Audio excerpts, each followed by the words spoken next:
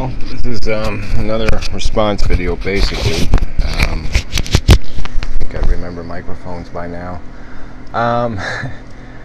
So this it's the subject's equality, but it's really an extension of the purpose videos. And I'm I mean, first off, I guess I'd say, yeah, Nick, I'm not really obliging you to, you're not some terrible impediment to me or some problem. I mean, I like you, and you're an intelligent guy, and the conversation's been basically good. I'm just very results and purpose oriented. Yeah, I've been doing this my whole life, basically. I've been arguing with people for my whole life. I mean, it's been trying to persuade people of something I see. I see it. And so if I give you an analogy, if you people live their lives in a very personal way, and I guess I never really had that option. I mean, I'll tell you a little quick story. When I was a kid, lots of weird stuff went on in my head. I mean, I had this mystical experience, where for a number of years of my childhood, I had these spots, these little dots, these little pellets of different colors would just float through the room in intricate patterns, flowing, swirling, and it was like it had a personality. It was like it was an entity, and it was it was there every night, and my eyes would be open in the dark, and I would see this, and it was really interesting. But anyway, to go with that, every night I would also contemplate what was happening right now on planet Earth. I'd be thinking about people dying of cancer, and people being run over by cars, and accidents, and all kinds of things that would be happening to people. Because as soon as I became aware of this vulnerability we had, I extended that understanding not only to my own jeopardy, but I mean, as part of that was trying to appreciate how this jeopardy got imposed.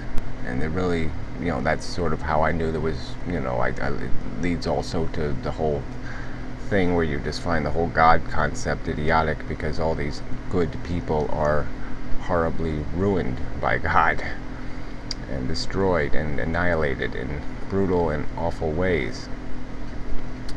And I knew of my own basic innocence. I mean, I knew I wasn't out to hurt anybody, and I also knew I felt this vulnerability. I mean, it could be me next. Who's next? Who's the next victim?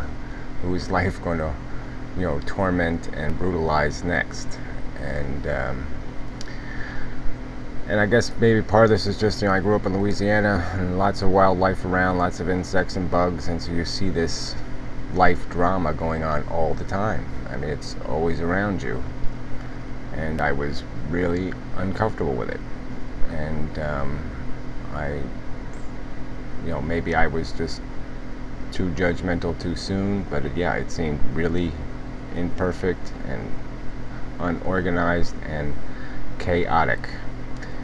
And so that's my history. That's why, to me, it's so obvious. It's because it's always been there. I mean, it was common sense for me. It wasn't anything I had to think about. It wasn't something I had to, study to realize. It was always there.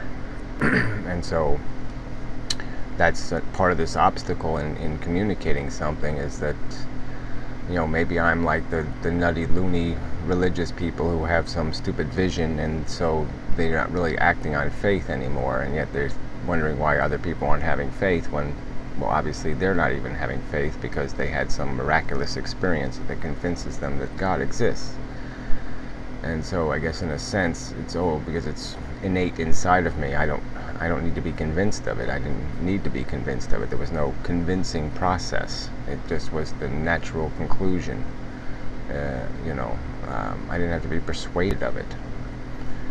And so I guess that's sort of the roots of even my notion of equality, is that, these are feeling beings that you're seeing at the shopping center. And if you go to the hospital and extend that same process of thinking about these other brains, I don't think, can help but be a bit depressed, a bit overwhelmed when you extend your empathy to these people in this circumstance and realize how you would not want to be in that circumstance, and how you would feel if you were.